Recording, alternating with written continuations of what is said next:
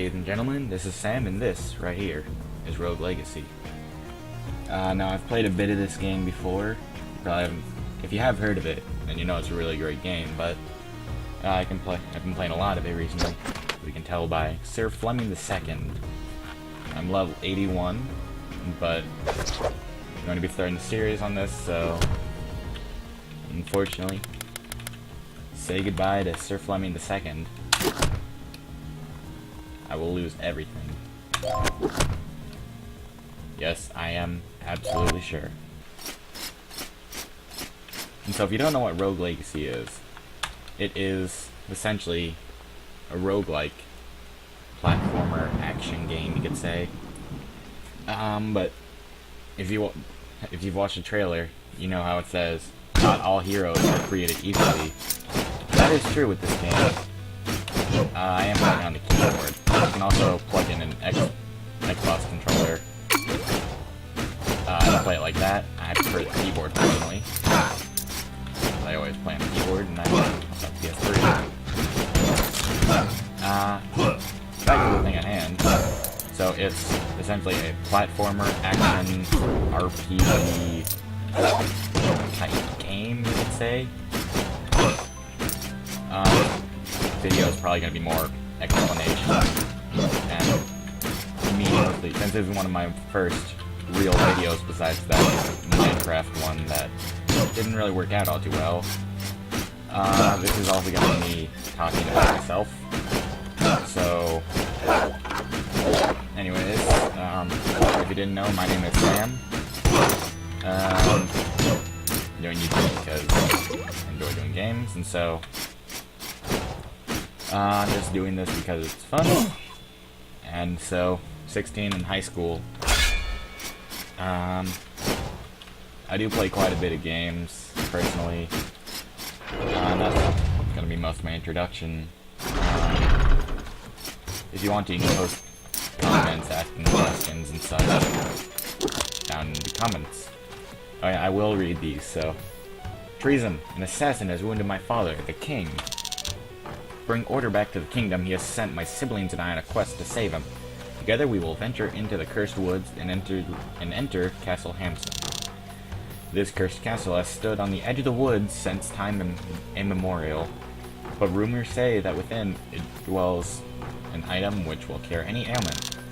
Tonight I will get a head start over my brothers and sisters and set forth on my quest while they lay asleep. To fail this quest would be an embarrassment to my name. And also, I have also seen gameplay of this, so I may or may not have watched someone play almost the entire game. But even so, since it's a roguelike, there are some randomized elements, so it's not going to be always what I expect. But if you're looking for someone who is most likely a lot better at this game than me, go to Northern Lion. He is a commentator, and he does a lot of games like this, along with The Binding of Isaac, which, if you know about it, let me know if you want to see me do gameplay of that, or anything. I have it, and I am more than willing to do what I did here and reset my save on it, just so we can start anew. I haven't gotten far in Binding of Isaac either, I'm not good at anything. So, on that note, let's continue on here. There's a treasure chest over there, which equals, ow, gold. I'm squishy. Ow. I got used to being pinky. That was on the other file. But now I am not. So I'm probably gonna die shortly. Ooh, don't want this one. Don't like it. Don't want. Nope, right out of there. Nope. Myself, apparently. Alright, so I can see we killed a few enemies right below our portrait and our dead body. This is where one of the main parts of Rogue Legacy comes in, where we're back at the start screen, but it says choose your hair. And now as you see, we have 3 different characters that we can choose from. We have Lady Stephanie the Mage, Lady Winry the Knight, and Lady Shanoa the Knave. And so, mages, they're spellcasters. They get MP from every enemy they kill. Knights are very standard heroes. And knaves, they're more reliant on critical hits. And so as you see below them, they also have traits which will affect your gameplay, like Lady Stephanie, she has vertigo, which makes you actually play the game upside down, which I do not enjoy. EDS, haven't got a clue what that means. Lady Winry, dwarfism, you're short and nearsighted, so everything far away is blurry. Also don't like that. And then Lady Shanoa, who has hypergonadism, which means every time that you hit an enemy, they get knocked back farther. So I'm probably going to choose Lady Shanoa. And now for the next part where it looks like an empty field, but once I click this... Ooh, I got the smithy. Who knew? And so, the smithy... Just gonna skip through that for now. The smithy lets you buy equipment, which you get the recipes for said equipment throughout the castle in little chests. So we will talk about the rest of those. Welcome, hero. Maybe you can help me. I used to be the greatest blacksmith in all the lands, but one day, the monster of this castle attacked my smithy and stole all my blueprints. Without those blueprints, I can only make cutlery and stuff. Please bring back any blueprints you find, and I can build the most amazing equipment ever. Ever! At a price, of course. And so, he has swords, helmets, chest plates, limbs, and capes. Now they'll increase stats like health, damage, etc., etc. Capes normally have also a secondary thing. If we get some capes, I will explain that more, but... let's head into the castle. Now, this guy, this jerk, every time you have to enter the castle, right now you have to give him all of your money. Every time, so... they really do emphasize the farming element in this game. So it's important to trade stuff to get money. Everybody keeps their money in their chair. You know? No, I do. And so, there's a lot of different enemy types. There are also different areas, which I'm not going to get into now. Because we aren't going to really see any of them, because I'm going to die shortly. Lower levels, it's mostly about farming. Getting passive upgrades rather than equipment. And I am doing terribly right now, so don't expect these earlier ones to last very long. I'll probably fit like 4 or 5 runs into an episode, maybe. Here's a good thing. This here is a portrait, which will explain about Cellar Door Games. I forgot to mention, that's who this is made by. And it is available on Steam if you want to go pick it up. And probably be better at it than me. Alright, so this is my first quantum translocator. Development time 1 month. Release date October 13th, 2010. My first quantum translocator came about when our company was at its lowest point. After 3 failed games, it had already mentally checked out and decided to make this tiny flash game for kids. Absolutely no expectations were made during the development, and it was more of something we did for fun than anything else. Needless to say, responses to the game was huge, and it is the sole reason that Cellar Door Games exists today.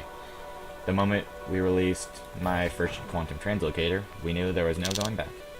Interestingly enough, most people believe the game was inspired by Portal, but the similarities were completely coincidental. I'm very bad at talking, so please excuse that.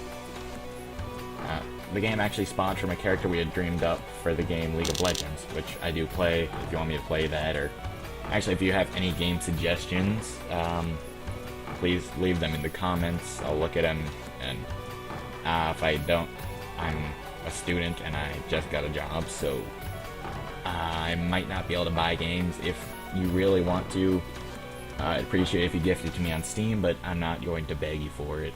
I have plenty of games that I can play already to show you guys, so back to the developers. In truth, the commonalities between Portal and my first quantum translocator only started to come up once we added the final art and story to the game. Either way, we were pretty proud of the game. It played well and had a nice ending. I haven't played that, so I can't say anything on it. but there is a quantum translocator spell in here, which I'm not the biggest fan of, but... Oops. Aha! Yeah. I did the whole game because of a spell in another game. So if you've played it and you think it's a good game, and you want to see someone else play it and do well, jump into fire. Just let me know. I'm open to playing any kind of game, honestly. Let's see. Oh, right. I upgraded the knight, so now all the knights are now paladins, which have a shield ability where it takes MP. I'm not gonna say mana, because that's not what's fun in this game. I can block all incoming damage, which is nice. And the barbarians, they are the tankiest class, but I'm not gonna play them because they both have sight things, which I don't enjoy near farsighted or vertigo. So I'll play as Lady Jenny the Paladin, who has gigantism, which means you're tall. And so the Enchantress. Now this is where it's very interesting part of the game comes in, because now there's something about fairy chests, which I will explain to you after this. Hello, hero. Can I borrow your ear for a moment? I'm in need of your help. I have to be a very powerful enchantress, but one day the monsters of this castle invaded my dreams and stole my knowledge. They encased that knowledge in runes. And without those runes, I suck at my job. Please, hero, if you find any runes, bring them back to me, and I'll sell it back to you for a profit. So, the runes will let us enchant pieces of our armor to give us special abilities. Like right now we have Sprint rune, where I press Q or E to dash, and the Vault rune, which we press S to jump in the air, so it's double jump. And so, runes, they're very helpful later into the game. There's certain runes that make you go faster, and make enemies easier or harder in the castle, more fewer rewards. A baddie. Turkey legs will heal you kind of obviously. Gigantism turned out to be a bit of a curse here, because I was got hit by that spike ball, which those get really annoying later. As you will probably see, I'm going to get killed by those many a time. No, don't like it in here, don't like it, don't want it, I don't want anything to what you're selling, don't appreciate you. Why? Well, that's a perfect showcase of two things. First, the shield, I blocked the fire, so I got across without taking damage, which would probably kill me. And then I picked up a blueprint, which unlocks the squire chest plate to nearby. Ow. Ha! There we go.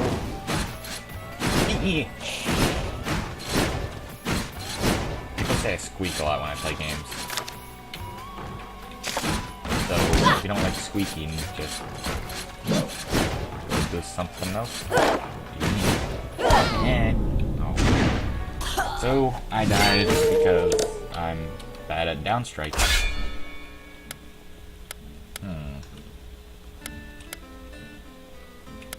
Alright, so let's go with Sir Dude, because I'm preferring paladins right now, because they're honestly the best class for starting off the game. Alright, so there's the architect, which I will explain once we get back into town. Alright, let's check out our Squire chest plate. Okay, so it costs 350 to unlock. It'll increase our armor by 9. Armor reduces incoming damage. Architect, he will lock down the castle for the previous run. You will keep the exact same layout, and your map will already be filled out for as much as you explored in the previous run.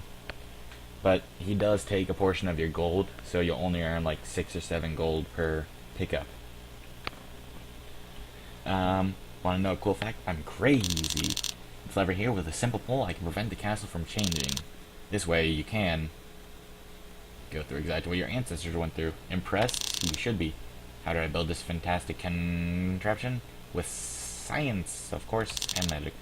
Lots of magic. But my skills are free. If I lock down the castle, I will take 40% of all your gold. No. So we'll only earn 60% of the gold. I had to do math there, which is kind of disappointing. You're never supposed to use math in real life. I can tell Cellar Door Games, they were definitely making for a game that is fun to play as well. It's funny. Oh, here's Fairy Chest.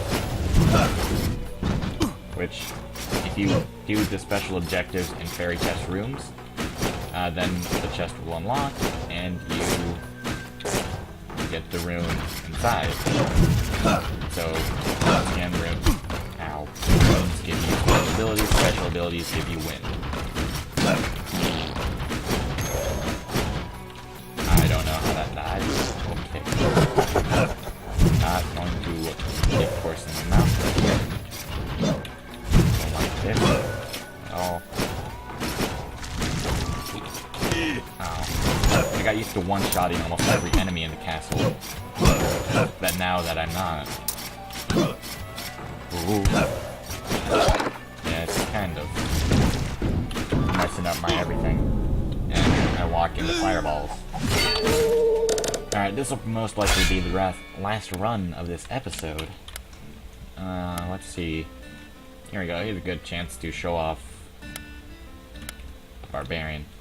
But she does have Dextrocardia, which I don't like, because it switches her mana and her health is less than ideal as a Barbarian, because they have a whole lot of health but a very little mana. So now I'm not tanky at all. If you look up at the top left, there's the health and such. The Barbarians are normally the tankiest class, but they have very low damage output and very low mana. Okay, I'll do one more because that was too short. But yeah, they have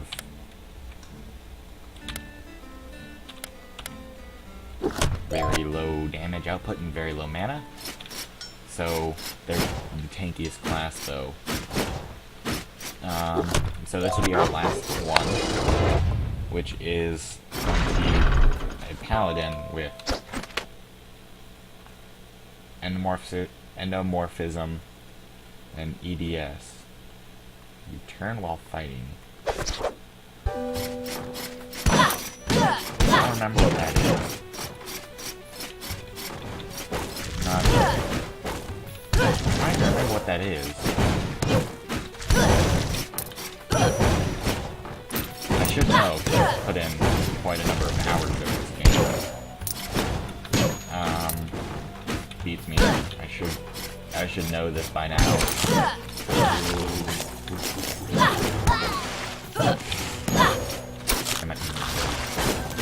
Ow. Not sure if it's cheating, because there is a perk. It's not really a perk.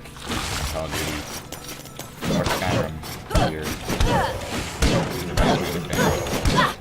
I do play Skyrim. Great. It means that sometimes you'll have to actually kill the chicken leg to eat it.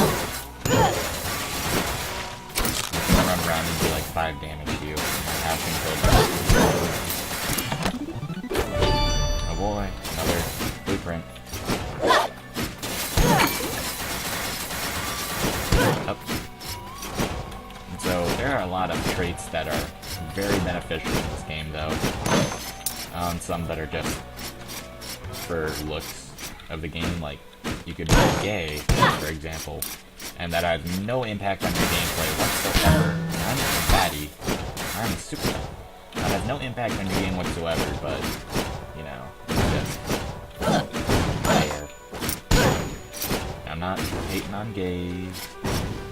I'm just saying it has no effect on the game.